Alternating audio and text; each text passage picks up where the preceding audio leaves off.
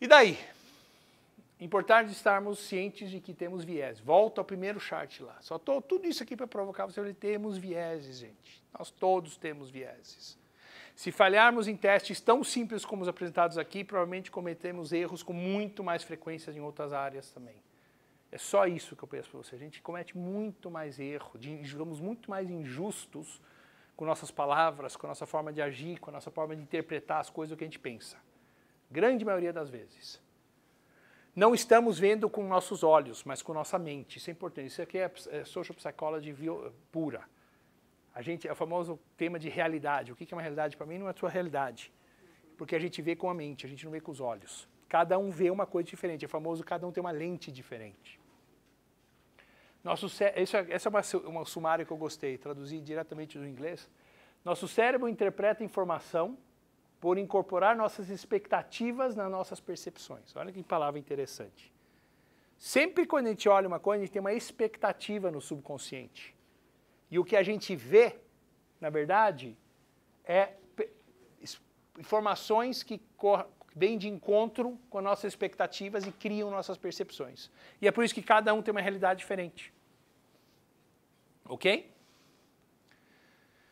E eu acredito que tomar decisão é um dos talentos mais importantes que líderes têm constantemente. Pelo menos tem sido para mim. A experiência tem mostrado que, ao momento que eu comecei a levar isso a sério na minha vida, mudou muito a minha vida.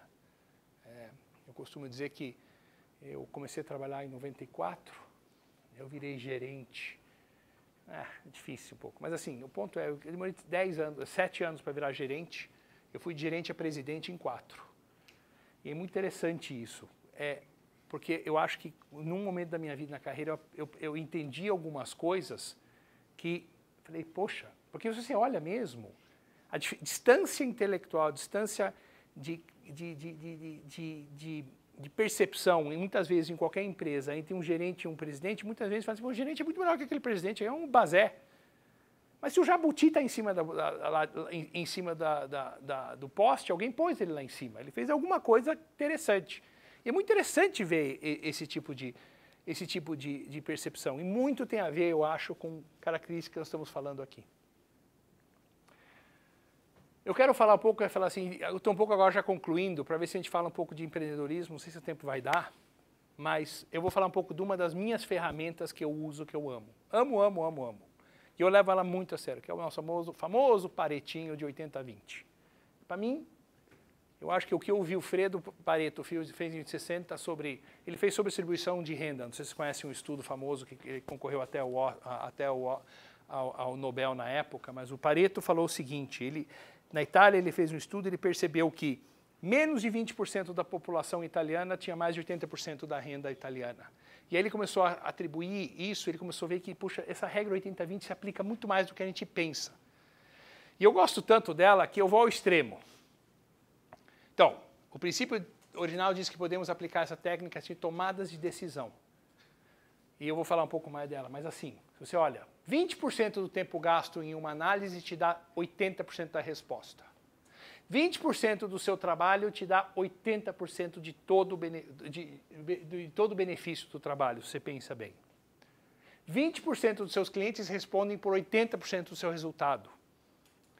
20% dos seus defeitos tomam 80% do seu aborrecimento. 20% das mulheres em uma festa são desejadas por 80% dos homens. Tudo é 80-20. E é muito maior, na verdade. Às vezes a regra é 10-90, mas 80-20 se aplica a qualquer situação. E o Nash Equilibrium nasceu de uma derivada disso aqui, que é outro tema fantástico. O Nash Equilibrium é, de fato, uma derivada exatamente disso, dessa discrepância de percepções. Só que em tomada de decisão, 80-20 é muito bom, porque Pareto é uma excelente forma de que sempre analisar o risco e a causa dos problemas. Por quê? Ele ajuda a colocar um belo balanço entre análises medíocres versus perfeccionismo exacerbado. Eu sempre procuro os 80-20. Me permite ser muito mais pragmático e resoluto. Eu sempre me pergunto, eu tenho 80-20 na minha cabeça antes de tomar uma decisão? Só que uma coisa fundamental aqui, você tem que saber qual que é a pergunta certa a ser feita. Se você não começa falando qual que é a pergunta que eu estou tentando responder, Você pode fazer o 80-20 mais bonito do mundo que não vai dar em nada. Vai ser trash in, trash out. Mais importante, qual é a pergunta que você está tentando responder? A McKinsey ganha muito dinheiro fazendo isso a vida toda. Faz o tempo todo isso. Ela vai no cliente, qual é a pergunta que o senhor está querendo responder? Ah, pois não, entendi qual é a pergunta que o senhor quer. Ela cria uma hipótese. A hipótese pode ser tão simples quanto sim ou não. Ela busca dados para ver se a resposta daquela pergunta é sim ou não. Independente se eles não deixam o viés, eles jogam a hipótese lá fora, testam a hipótese e vê que dá um ou outro. Se dá errado, eles voltam atrás, vão atrás de outra hipótese. Até que eles criam uma árvore, às vezes nem entendem do setor que estão se metendo, mas simplesmente por estarem testando hipóteses, depois escrevem umas 25 páginas de PowerPoint e cobram $1 milhão do cliente para isso. Acabou. Tão simples quanto isso. É isso aqui. Isso é que a McKinsey faz tão bem, tantas e tantas e tantas vezes, e a gente paga tanto por isso. Faz sentido? Aqui eu estou dando um pouco uma das minhas ferramentas, que eu acho muito bacana. 80-20 funciona muito, gente. E só para vocês, aqui é uma coisa interessante. Vocês já tiveram essa situação, com certeza. Eu já tive muitas vezes, tenho certeza que vocês tiveram. O chefe com análises medíocres, aquele cara que deixa a intuição e os viés dele tomar conta, e ele vai muitas vezes ele vai para o lado do que o vento leva ele, e ele toma decisões puramente impulsivas, que não fazem sentido nenhum. E o outro cara é o perfeccionista exacerbado, que é o cara que quer analisar, depois analisa um pouco mais, depois vamos fazer uma revisão, depois vamos ver de novo, e é incapaz de pôr pau na mesa e falar assim, é para cá que a gente vai. Então, os dois extremos. Você tem esses dois extremos em todos os lugares que você já passou, e o 80-20 te ajuda a balancear entre esses dois extremos. Ok? Eu amo aviação. Sou um ávido apaixonado por esse tema. E eu quero mostrar um filminho que eu amo. Porque, de novo, com Decision Making, eu quero mostrar para vocês o relato de uma passagem que eu considero uma das coisas mais perfeitas que eu já vi na minha vida. Se coloquem na cabeça deste cara e vejam a velocidade que ele tomou decisões, vejam o preparo que essa pessoa tem, pensem no que estamos falando de framing e que passa na cabeça desse cara e como preparação é importante. E mais importante, ouçam com cuidado o tom de voz desse cara. Ele vai entrar num problema, escutem bem o tom de voz dele antes do problema e escutem o tom de voz dele depois do problema. Escutem muito bem o tom de voz. Eu acho isso aqui uma das coisas mais fascinantes que existem.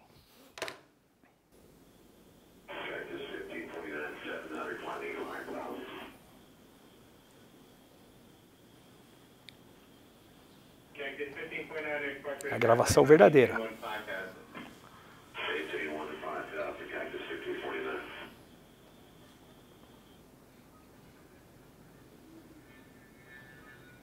Cactus 15.9, turn left lane 270.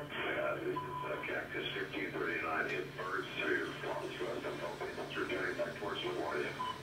Okay, you need to return on LaGuardia. Turn left heading up 220. 220. Tower, stop your departures, got emergency returning. This 1529, he bird strike, he lost all engine, he lost the thrust in the engine, he's returning immediately. Cactus 1529, which engines? He lost thrust in both engines, he said. Got it.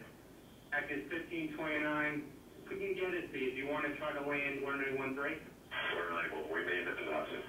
Hi, Cactus 15.9, could be left traffic to runway 31. Unable. Okay, what do you need to land? Do you want to try to go to Teterboro? Yes. In the Hudson. Empire, I see LaGuardia Park Sky emergency inbound. There you go.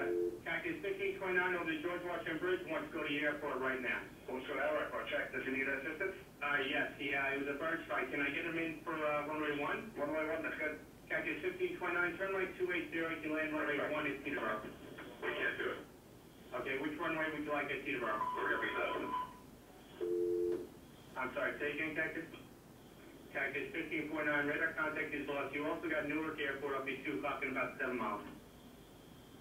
Eagle Flight 4718, trail left thing 210. 210, 4718. I think he said he was going to the Hudson. Cactus 1529, Houston.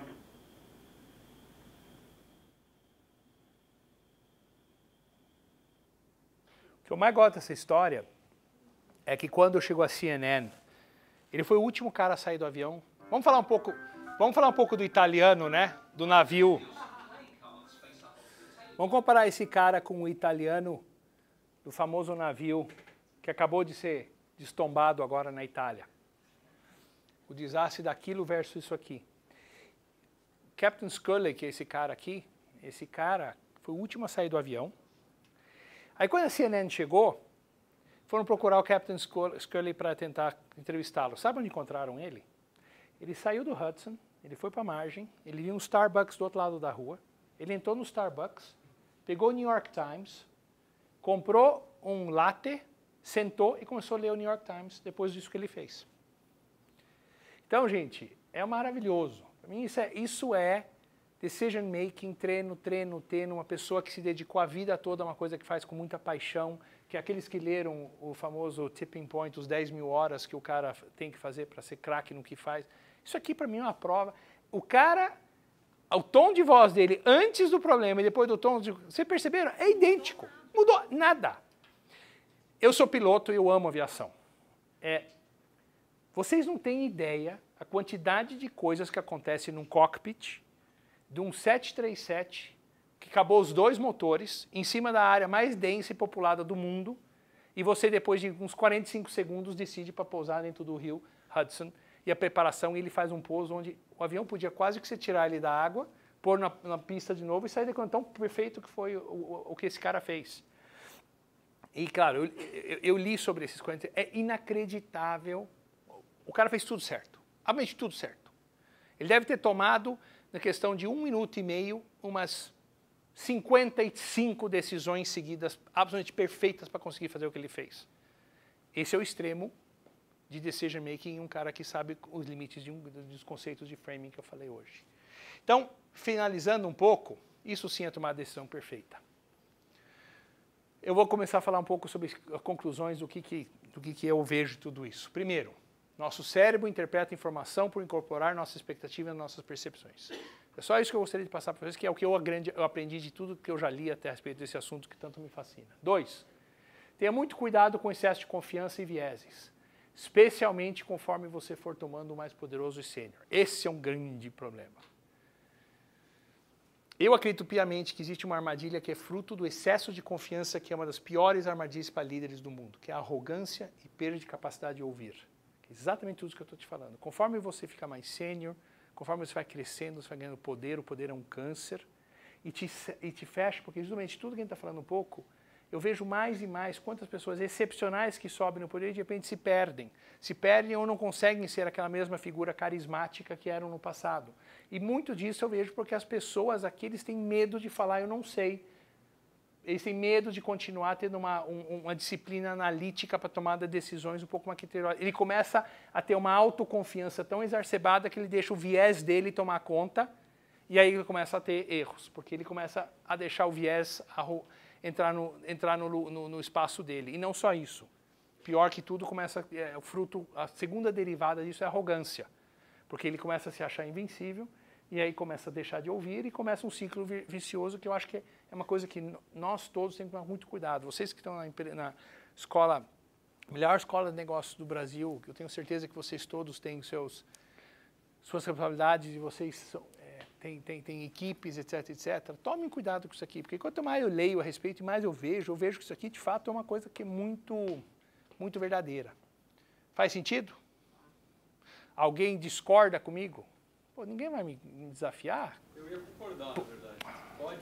Por favor. Tá. Eu vi um depoimento de ele era diretor de criação do Yahoo Mundial e ele falou que ele tomou a decisão que ele tinha que deixar o cargo quando ele percebeu, aí falando de tecnologia, né, que a gente, ele percebeu que ele tinha vários paradigmas dele, com a idade dele, com quase 40 e poucos anos, que as crianças de hoje em dia e os adolescentes não tinham. E ele viu que a cabeça dele não deixava ele ter as decisões certas, porque ele se bloqueava várias coisas, igual você falou do frame, e as crianças não tinham mais. Então as crianças conseguiam quebrar alguns paradigmas que ele não conseguia mais entender. Foi aí que ele percebeu internamente que ele tinha que largar o cargo, que ele não tinha mais capacidade, pela idade dele, conseguir tocar uma empresa de inovação, do Yahoo. Muito sábio. Muito sábio. Para mim eu achei genial. Muito sábio. Muito, muito sábio. Beleza, gente. E o que eu tenho? Ah, isso aqui eu adoro. Vou terminar com vocês. Vou terminar com isso aqui.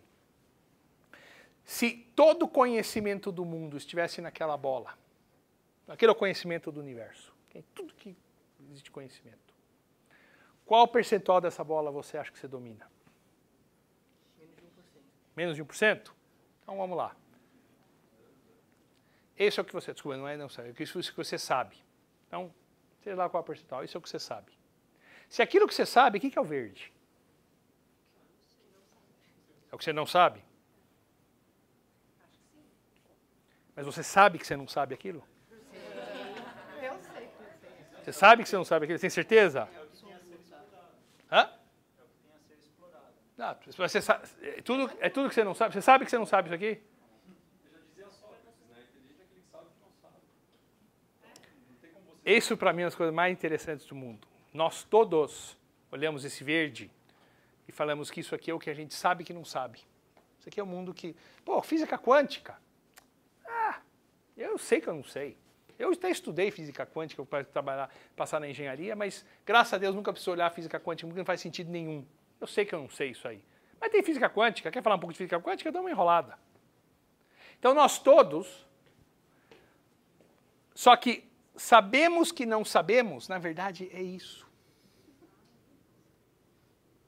A soma disso com isso é o universo do que a gente sabe e do que a gente sabe que não sabe. E nós todos nos limitamos a esse universo. É a zona de conforto nossa, do que a gente sabe e do que a gente sabe que não sabe. Esse é o universo. E qualquer coisa que está fora disso, isso é balela, isso é cara de louco, isso é coisa de asiático maluco. Esse negócio dos chineses conseguirem operar alguém um coração simplesmente pondo uma acupuntura na orelha sem uma anestesia, isso não existe, isso é balela. Só que, gente, se a gente abre o horizonte brutalmente, se a gente se dá conta de que tudo isso aqui é que a gente nem sabe que não sabemos. São temas que a gente nem sabe que nós não sabemos. E nós todos, isso para mim, pelo menos, é muito poderoso. Isso abre muito nossa mente, que é framing de novo. Porque nós todos, no dia a dia, a gente se limita ao azul e ao verde. A gente esquece que existe o bege. E as verdadeiras descobertas estão no bege.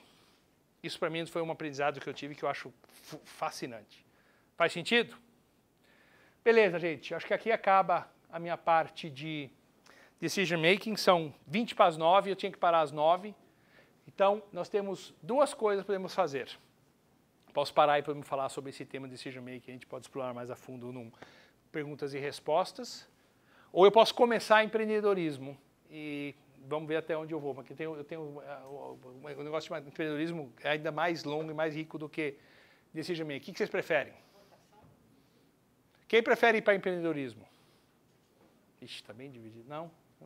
Tá bom, então vou tentar passar rápido. Vamos lá.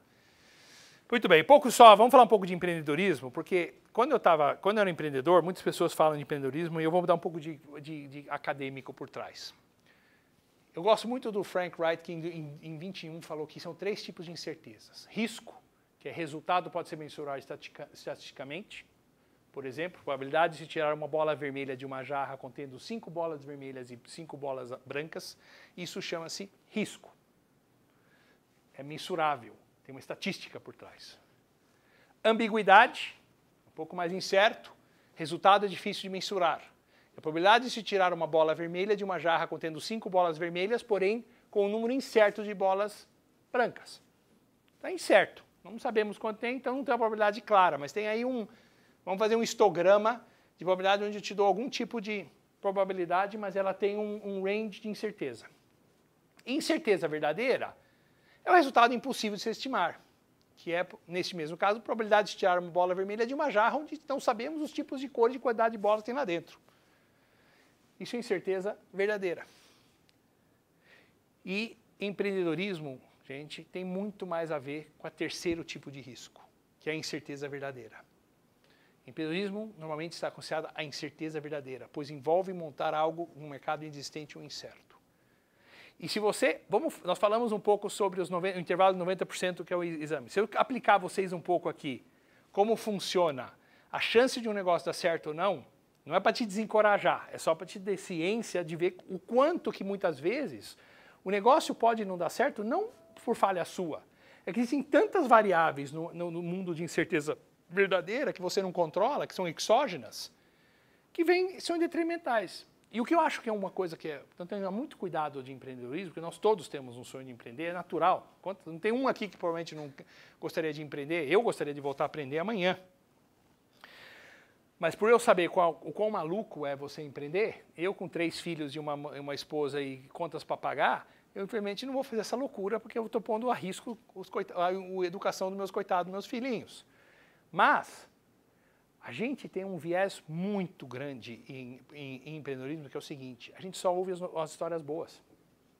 A gente só é contagiado por aquelas incríveis histórias que você ouve. Do Romero, que eu conheço muito bem, o Romero, quando eu estava na Viajo, que era Decolar, o Romero, eu nunca vou esquecer, ele e os 3 amigos dele da Poli, chegando numa reunião lá na Viajo, perdidinho. O Romero Buscapé, hoje está na capa de todas as revistas do Brasil como um empreendedor perfeito. Só que ninguém se dá conta do seguinte, atrás do Romero aconteceram 1000 projetos que tinham provavelmente a mesma probabilidade de dar certo quanto o Romero, só que eram todos errados. Eram todos errados. Então, a primeira coisa eu só queria dar um pouco aqui, por quê? Porque a probabilidade de sucesso é o produto de uma série de variáveis necessárias para que dê certo. Você tem variáveis de mercado, de equipe, de produto, de capital, de concorrência, e etc, etc, etc. E eu vou fazer um cálculo tão simples quanto isso. Pô, se a probabilidade de que o mercado que eu estou entrando é certeiro, não tem erro, 90%. Ah, a equipe que eu montei, não tem erro. E olha, eu mostrei o viés para vocês, hein? O seu 90%, eu testo que não é 90%. Tá bom, 80% que minha equipe é a equipe. O produto que eu fiz, nossa senhora, não existe igual. Mas tudo bem, eu vou ser mais conservador, 60%. Do capital que eu tenho estou com um pouco de problema de capital, levantei, meu pai me deu um pouco, eu vendi meu carro, eu também, o Angel Investor X me deu um pouco de dinheiro. Tudo bem, aqui é 50%, porque se acabar dinheiro, talvez lá na frente não vou ter 50%. Concorrência. Ah, não tenho medo dele. Isso aqui é a probabilidade, concorrência não vai dar problema de mais de 60%. Só que você não dá conta que é o seguinte, multiplica na calculadora 90 vezes 80 vezes 50 vezes 60. Só nesse produto aqui, a tua probabilidade de sucesso é provavelmente 15%. Em 4 variáveis eu já te provei com o seu viés otimista, porque nós, ser humanos, já mostrei que nós somos otimistas pra caramba. Tem nada errado em errar, tem nada errado em empreender, mas eu só quero começar a conversar em empreendedorismo porque eu tenho vivenciado muito isso. A gente tem que se dar conta que dar certo empreendendo, você tem que controlar muitos fatores endógenos e exógenos, você tem que entender exatamente qual a probabilidade de dar certo em volta de cada... Isso um pouco, a minha parte de empreendedorismo fala muito sobre isso. Então, empreendedorismo paradoxo interessante. Ele é fundamental para o crescimento econômico, gerador de emprego, formação de capital, milhões de pessoas, é o sonho de todos nós, etc. Porém, o paradoxo é o seguinte, 35% das empresas fracassam no primeiro ano de operação e 71% não chegam ao 5º ano. E do que eu conheço, sucesso menos é menos de 1%. E tentarei dar um pouco de subsídio de como maximizar a chance dos vencedores. Como é que você aumenta a probabilidade do seu negócio dar certo?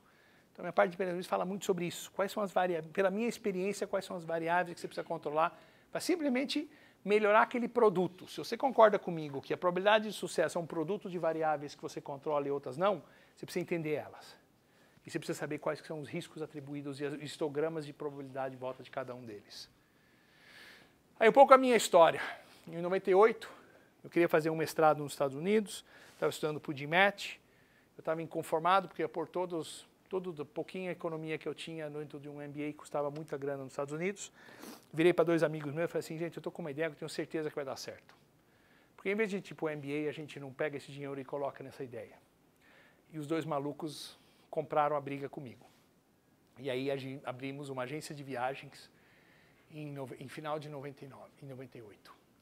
Por quê? Porque eu era vítima, nós éramos consultores, eu estava na Monitor, como eu falei para vocês nessa época, eu era vítima da qualidade dos prestadores de serviço na época. Eu não acreditava como é que as agências de turismo prestavam um serviço tão ruim. E vou dizer uma coisa, continuo fazendo exatamente os mesmos erros hoje. Se vocês quiserem me chamar para abrir a viagem amanhã, eu tenho certeza que a gente tem o mesmo sucesso, só que eu não tenho mais a energia que eu tinha naquela época.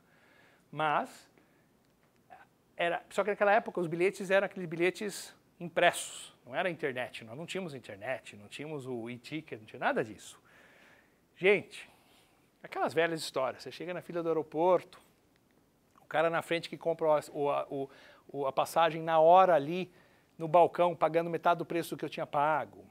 Aquela história, estou indo para o aeroporto, o ticket que era para chegar ontem não chegou porque o motoboy extraviou, ninguém sabe onde foi parar meu ticket.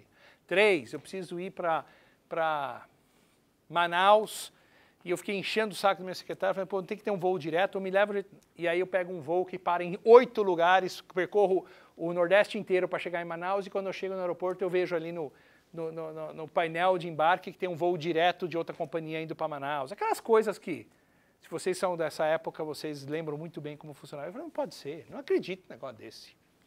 E nós simplesmente, constatando essa deficiência, falamos, não tem que fazer eu tenho certeza que dá para fazer um algoritmo que eu computo todas essas variáveis que esses desgraçados, esses agentes de viagem não conseguem ver, e eu automaticamente do outro lado soluciono o problema. O cara imputa as variáveis do que ele quer, eu vou dar uma solução para ele. Tem que ter uma solução para isso. 8 meses depois, de fim de semana trabalhando em business plan, cronograma de execução, economizando tudo que tínhamos e não tínhamos, abrimos a BTG. Incrível que pareça, o André Esteves roubou meu nome, eu tive que processar ele. É o Business Travelers Group. Quando o banco BTG voltou, eu falei assim, você quer que eu consiga ganhar um troco processando ele? E a BTG, uma agência de viagem especializada no segmento corporativo, comprometida a prestar um serviço diferenciado, inspirado, credibilidade e garantindo preços competitivos. Tínhamos algumas coisas diferentes. 1. Qualidade de atendimento. Atendentes com mais de 10 anos de experiência, cordiais e objetivos. Garantia de entrega de bilhetes com até 30 minutos. Era o Domino's Pizza das passagens. 30 minutos eu te garantia a passagem na tua mão. Call Center 24/7, garantia do melhor preço. Se não fosse o melhor preço, você pegasse, eu cobriria a diferença, garantido.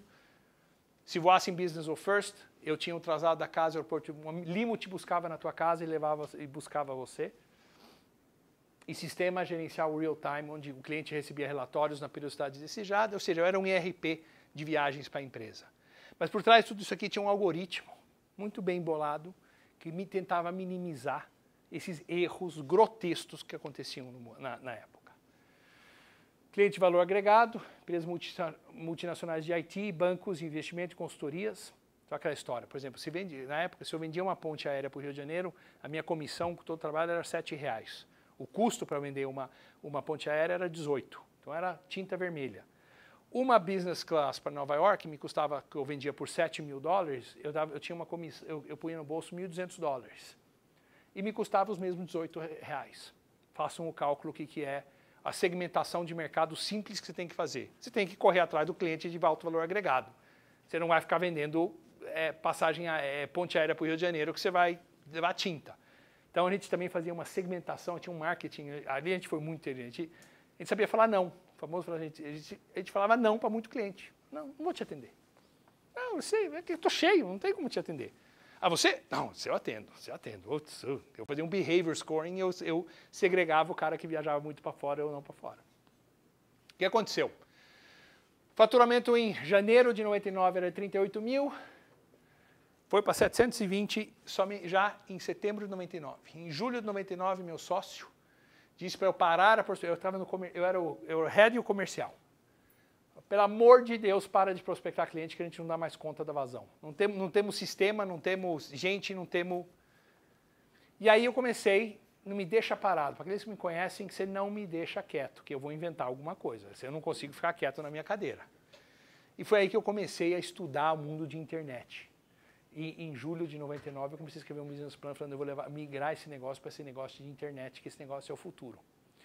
E aí o JP Morgan Partners, que era o Chase Capital Partners na época, vieram e me viram e falaram assim, eu quero que vocês montem a Expedia do Brasil E, infelizmente, o trouxa aqui fez, só que eu vendi minha empresa para eles logo nessa semana. Ele fez uma proposta aqui para um moleque recém-formado, era um dinheiro que eu nunca vi na minha vida, e eu vendi minha participação e eu montei o Decolar para eles. E pior, que eles me deram a opção de não vender. Falei assim, você não quer ficar com 50% em equity? Mas, enfim, coisa que se aprende na vida. E aí a gente vendeu a BTG por um preço jamais imaginado e começamos a montar a Viagem.com, que veio Decolar. E aí veio o Viagem.com, aqui tem algumas, eu com, o que eu tinha aqui? Isso aqui é uns 20 anos atrás, né? Na capa da Vejinha. Ó o sortudo, cheio de... Essas eram as meninas do .com. Quando a Vila Olímpia era considerado o lugar da tecnologia do Rio de São Paulo, então era vilaolimpia.com essa reportagem. Como é que estamos no tempo? Nossa experiência nos ensinou que o sucesso de um projeto... Agora eu falo um pouco de so what? O que eu aprendi?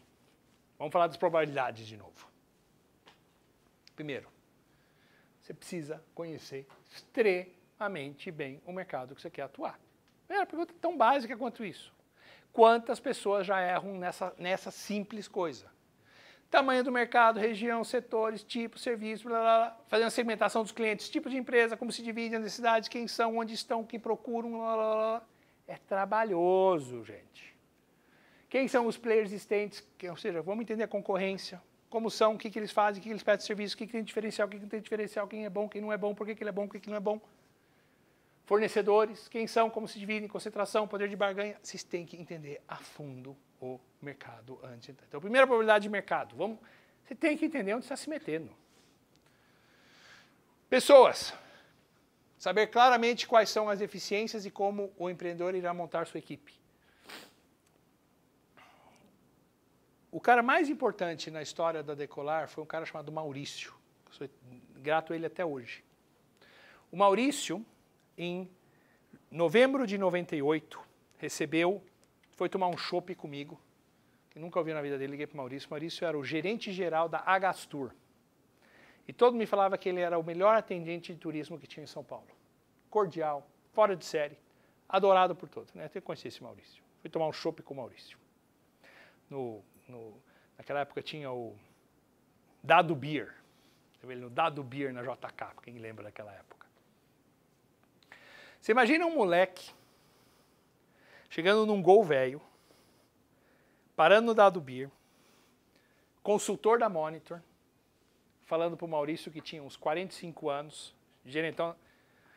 Maurício, o que eu preciso fazer para você sair da Agastur, depois de 28 anos de Agastur, e se juntar a mim, que eu vou montar uma agência assim, assim, assado, que eu vou fazer isso, que eu vou fazer aquilo, que eu segmentei, que olha aqui, olha meu business plan, olha aqui minha ideia, olha... Mas, Colin, o que você tem? Não, eu tenho business plan, é isso aqui, vou fazer assim, vou fazer aquilo.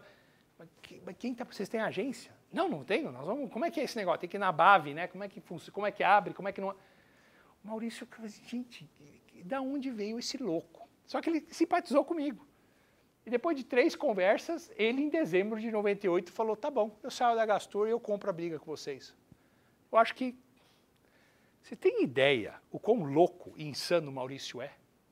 Assim, eu sou eternamente grato, mas olhando para trás, eu falo assim, gente, o Maurício foi, sem dúvida alguma, quem nos ensinou e quem mais trouxe experiência para dentro de como funciona, de fato, uma agência turística. Porque a gente, tudo bem, sabia programar algoritmo, etc, mas sem o Maurício, que conhece os detalhes da diferença de um Amadeus, de um Sabre, de como é que funciona um Galileu, como é que funcionam os sistemas de reserva e tudo, tá louco. Eu deixei em algum lugar aqui. Então, segunda parte, timing. Nada adianta você ter a melhor equipe do mundo, estar no melhor mercado do mundo, ter o melhor produto do mundo, se você errar o timing. Se você erra o timing, se você pega o ciclo de baixa de um mercado que você está inserido, acabou.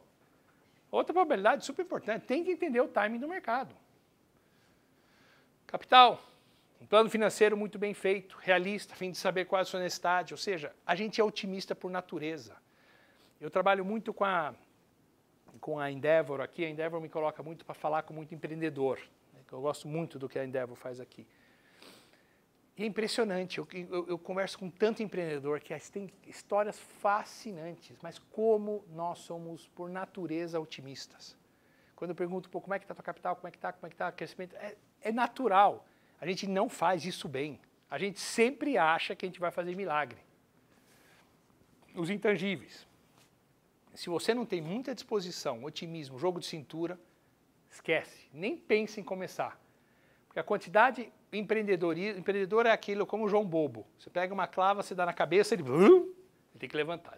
Dá na cabeça, porque você vai levar tanto na cabeça, você tem que ter a persistência de ficar levantando que nem João Bobo. Porque senão, na primeira paulada, você vai cair, porque vai levar paulada. E uma coisa que eu gosto muito, eu vejo muito, é o seguinte, esse é o ciclo de qualquer negócio. Você começa perdendo dinheiro, investindo, vai, aí começa a inflexão, aí finalmente está começando a não perder mais dinheiro, aí sobe, de repente entra no break-even, aí você começa a crescer, e você fica super competente e você na época de maturação. Só que, quantos e quantos negócios que eu vi aconteceu isso aqui? Por excesso de otimismo, o negócio até era muito bom, mas o otimismo achou que eles iam ter essa curva e perderam essa curva. E muitas vezes morrem na praia. Projetos muito bons que morrem na praia por falta de programação, por falta de planejamento bem feito. Então, constantes revisões do business plan e transparência com os investimentos são fundamentais. Essa disciplina permitirá reparar contratempos, manter todos bem informados e receber conselhos que ajudarão a contornar os desafios. Muito bem. Existe uma receita de sucesso? Então, eu já li muito estudo sobre isso, e o estudo demonstra que existem muitas características. Saber tomar riscos, manter o foco, confiar no seu instinto, capacidade de empreender, capacidade de atrair. Porém, tem uma característica, esse foi um estudo de Harvard que eu adorei ler. Tem uma característica que eles perceberam que ela é comum entre todos os empreendedores de sucesso. E de tantas variáveis, tem só uma que é comum entre todos. O que vocês acham que é ela? O que vocês acham que é a característica mais... Está perto. Tem paixão pelo negócio que ele... Eu acho que é quase um sinônimo. Paixão pelo... Não. Resiliência. O que é percebendo? Resiliência, porque é a história do João Bobo. É mesmo, é resiliência. É a capacidade de se levantar depois de uma paulada, depois levanta, paulada, levanta, paulada, levanta. É Gandhi, né? Como a história do Gandhi, com a revolução que ele fez na Índia. É Gandhi puro. E eu acelerei, gente, mas eu consegui chegar no final antes do fim. Então é isso aqui. Eu cortei muito, mas era isso que eu queria. Fico feliz que deu para falar com as duas coisas. Se quiserem falar, ter mais um pouco mais de perguntas e respostas, eu fico aqui com maior alegria, mas meu compromisso é que era até às 9 tentar fechar, e eu vi que os charts deram o time. Espero que vocês gostaram. Fico à disposição. Se vocês precisarem de qualquer coisa, vocês me encontram lá na COSAN. Estou à disposição. Alguma pergunta? Você comentou muito em relação ao timing do negócio do empreendedorismo. E também você comentou aquela linha que o excesso de otimismo às vezes pode prejudicar a gente. Só que eu não sei, mais intuição minha, mas os poucos porcentos que deram certo, na maioria das vezes talvez foi o excesso de otimismo. Não sei se eles tinham muito claro para onde eles iam, até pelo que você falou da resiliência. Então, o que eu te pergunto é, como fazer esse balanço? Porque, assim, se você tiver muito excesso de pessimismo, talvez você nem abra a empresa. Talvez você perca o timing, mas em outro lado, se você tiver um otimismo e ter a resiliência de ir para cima, independente se você está sendo otimista ou não, pode dar certo. Como é que você vê esse balanço? Tipo, pra lá, pra cá? Um empreendedor nunca vai abrir um negócio se ele não é otimista. Não existe um empreendedor não otimista. Exato. Não existe. Esquece. Um pessimista nunca vai abrir um negócio. Na hora do vamos ver, para abrir, sair do emprego, vender o carro, botar tudo a risco para um negócio, o pessimista não vai ter a coragem. Então, por natureza, é otimista. Então, a única coisa que eu estou falando aqui, concordo com você, que o otimismo é fundamental. É só que as pessoas têm que se preparar muito mais. E voltando à primeira parte da minha apresentação, cuidado com nossos vieses. A gente acha que a gente está muito mais, com a probabilidade muito maior de dar certo em tantas variáveis diferentes do que a realidade. Quantas e quantas vezes eu falo com empreendedores que você vê que o negócio fantástico não está dando certo porque ele esqueceu de uma variável super importante que não analisou a fundo. Então, a única provocação que eu faço aqui é se preparem. É o famoso, no primeiro charge, aquele prepare to fail, fail to prepare is prepare to fail. É exatamente isso com o empreendedorismo, mesma coisa do seu ponto. Eu agradeço demais a atenção, obrigado e qualquer coisa eu estou às ordens. Obrigado.